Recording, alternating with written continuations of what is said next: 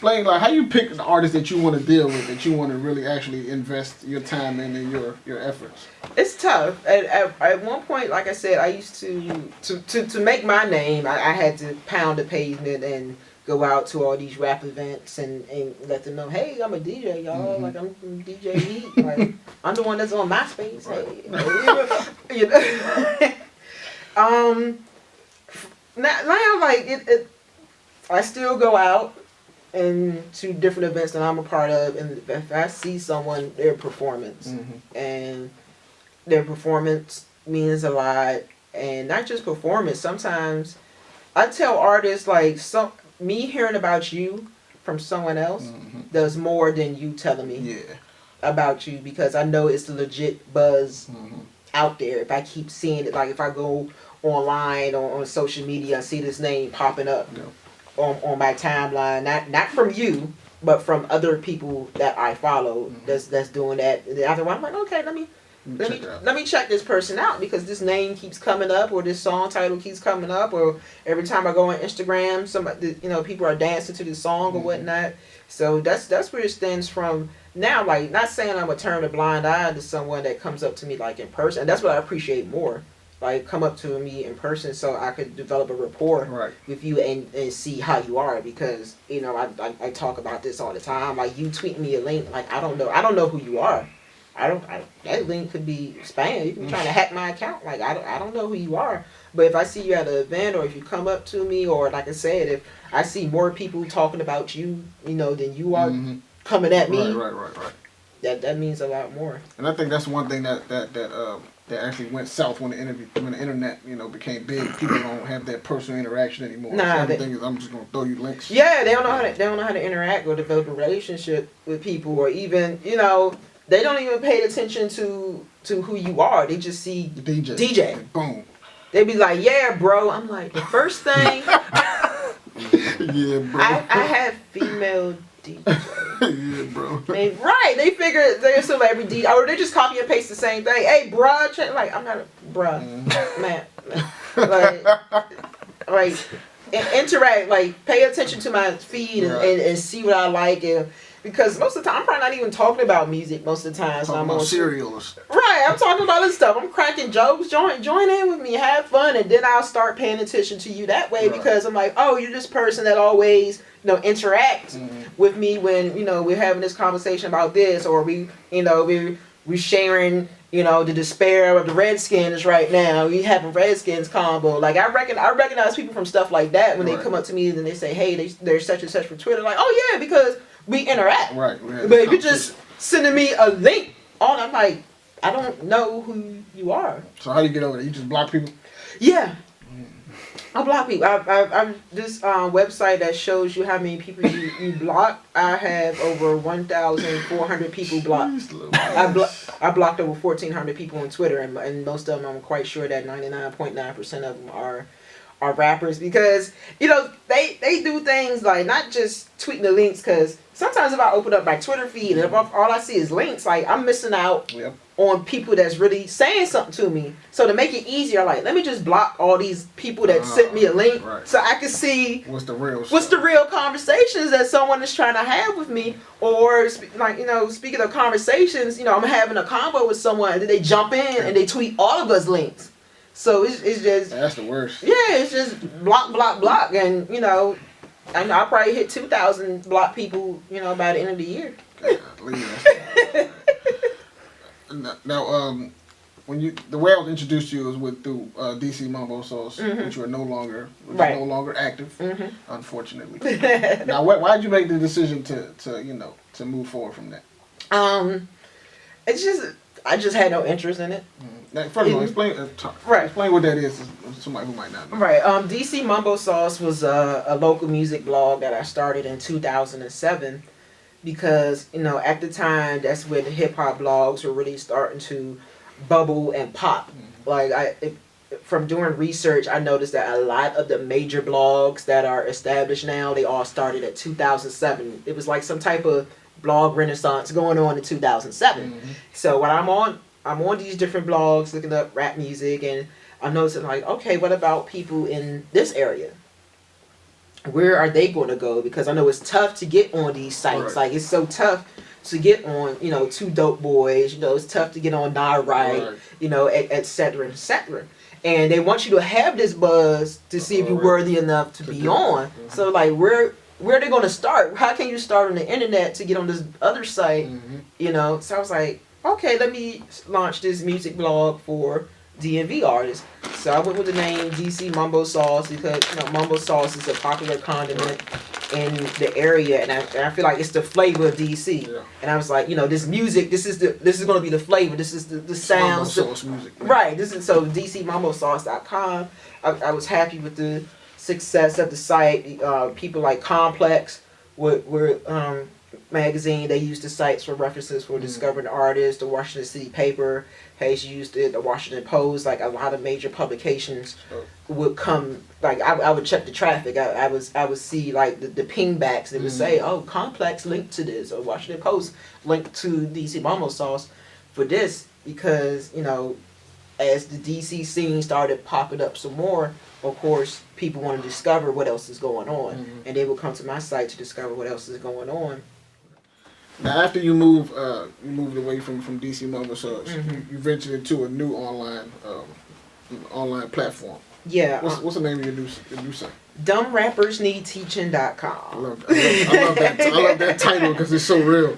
Right. It spawned from a Biggie line from one of his songs, "Dumb Rappers Need Teaching," because I'm always trying to educate artists, no matter if it's on Twitter, no matter if, you know, I'm out somewhere at an event doing a panel, because I feel like one of the biggest things why artists fail is because they're just not educated. Yep. Or they don't do anything right, is they're just not educated.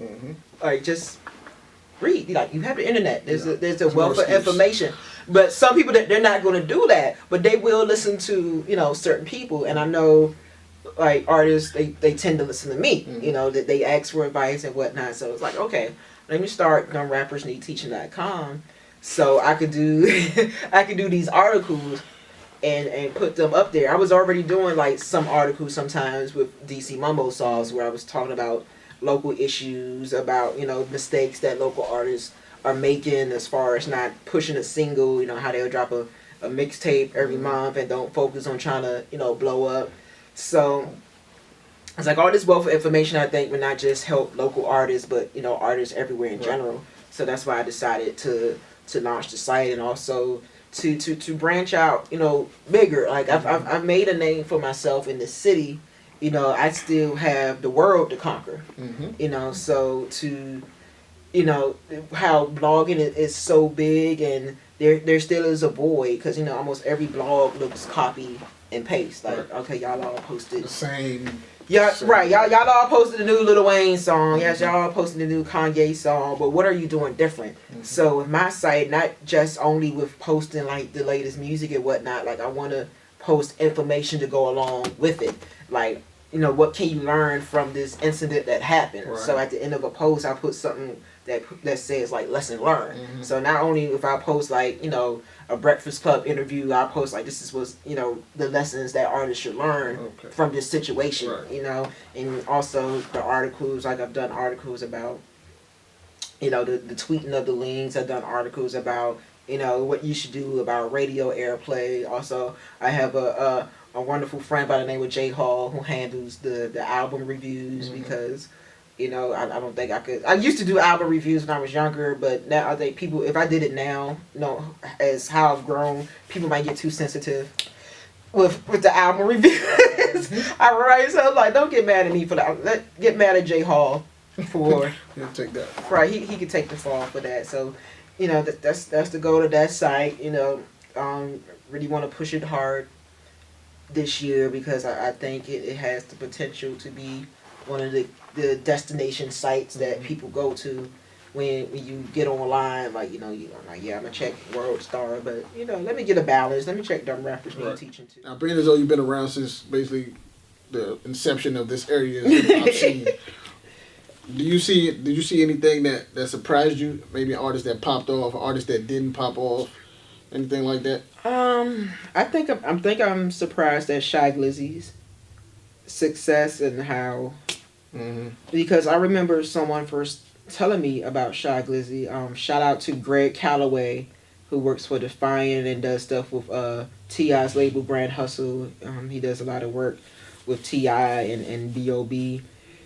And Greg is from this area, and he called me up one day, and he told me, like, it's this artist you need to check out named Shy Glizzy. I'm like, who? He's like, man, he has this Fat Trail, this song. And as soon as he said that, I'm like, you calling me about somebody that's dissing Trail? And at the time, Trail wasn't signed yet, but Trail, he had like the No Secrets mixtape out, and Trail was like, he was strangling the city at the time. I'm like, dude, Greg, really? You calling me about some dude that's this? Like, is this dude crazy? This dude dissing Fat Trail, and you calling me up talking about I should check out this Fat Trail, this song? And he was like, no, Shy Glizzy's gonna be real dope and whatnot. And I admit, when I first listened to the music, I was kind of like, eh. And then as he started putting out more projects and getting better, and then when I had a chance to interview him, I'm like, this is a real smart brother, and he's focused. Like he's paying attention to he's not just paying attention to what's happening in this area.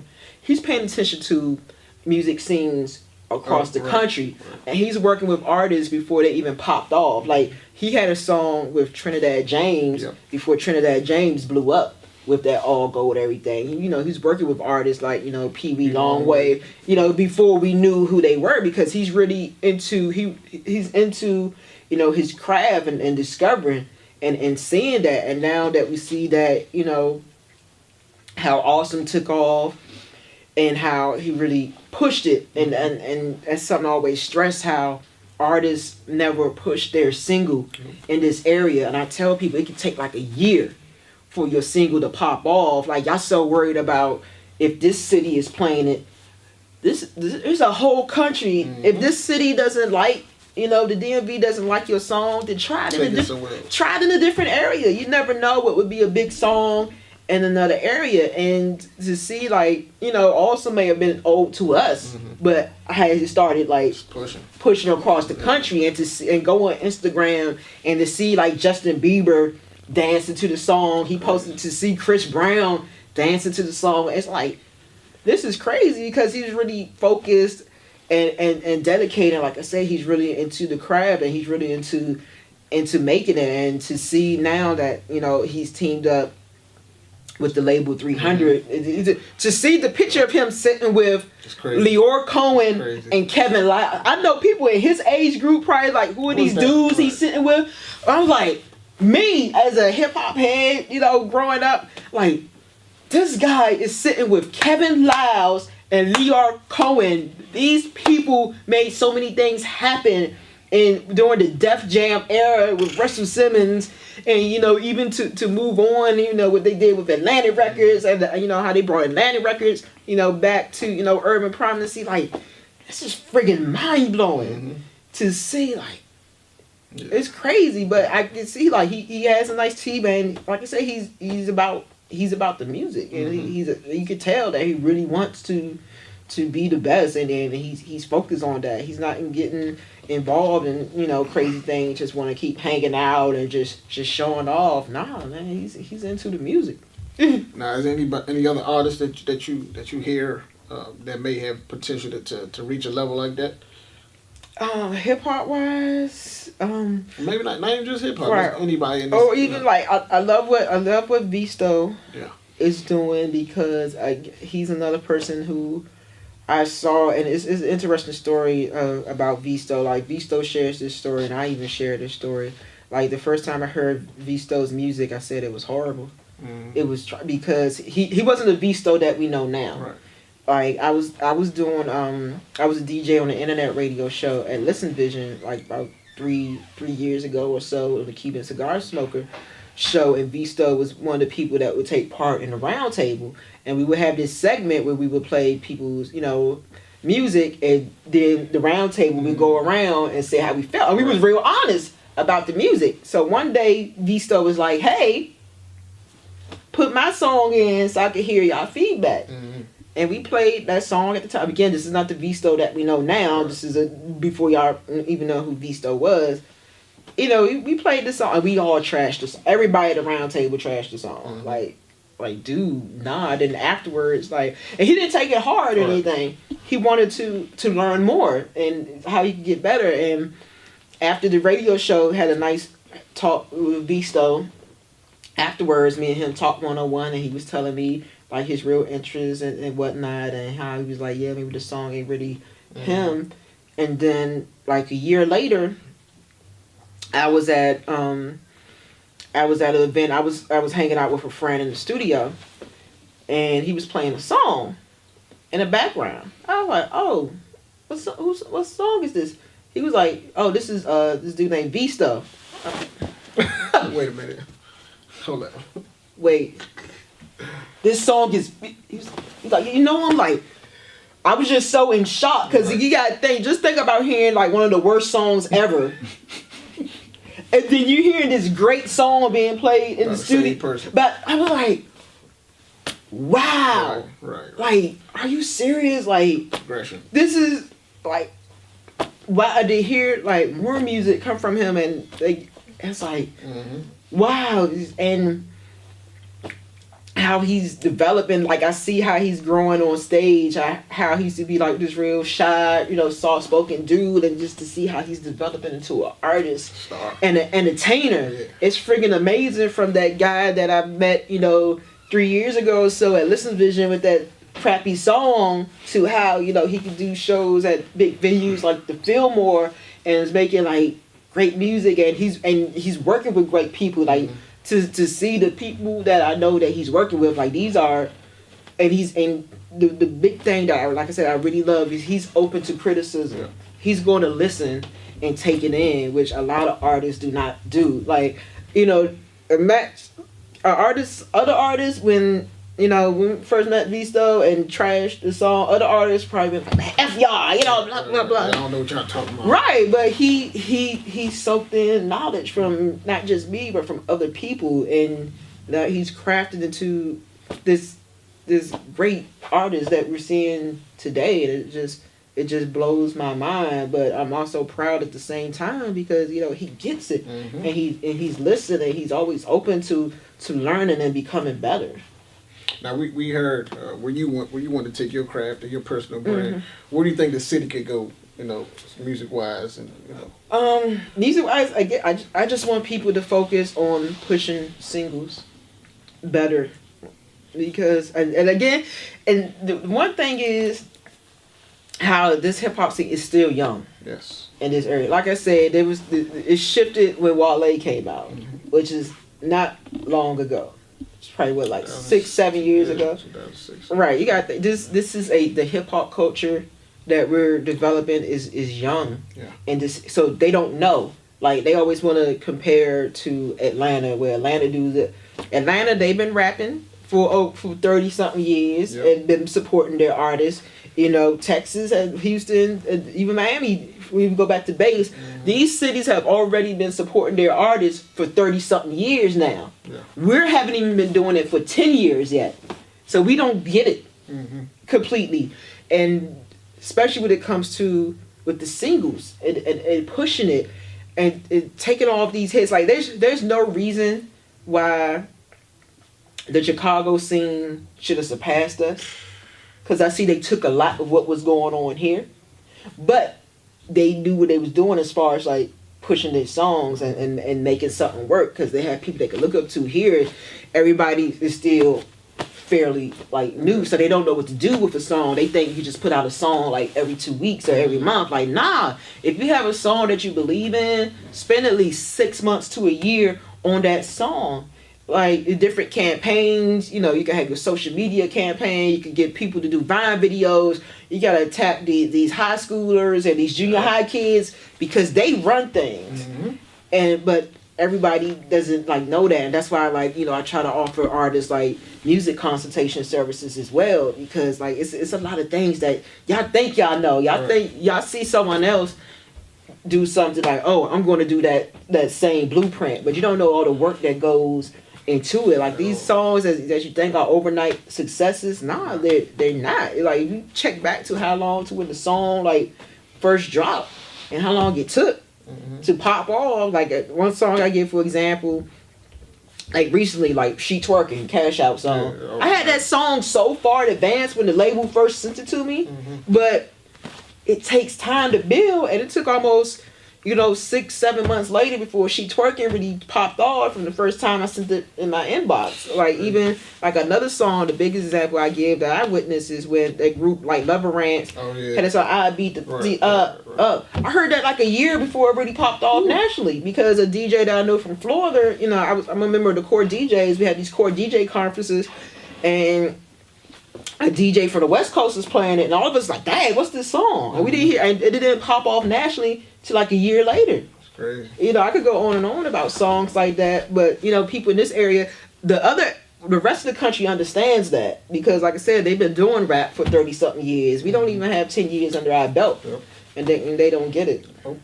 Now, I want to cut this interview a little short because I feel like people should pay you for the rest of this. Hey, hit me up. If I'm a new artist, I'm brand spanking new, but I believe in my talent, I rap with my friends and stuff like that. What do you think the first step I should take is? Learn the business and take value in what you're making and creating, from not just what you, but even like the sound quality. And think about, are you doing something that's truly from your heart? Because I know a lot of artists, they're just copying what they hear. Right. Like for example, there's this artist, I turned down hosting this artist mixtape. Like I've hosted his mixtapes before, but I've also gave him criticism. Like, I think you sound like you copying someone else. I don't think this is you.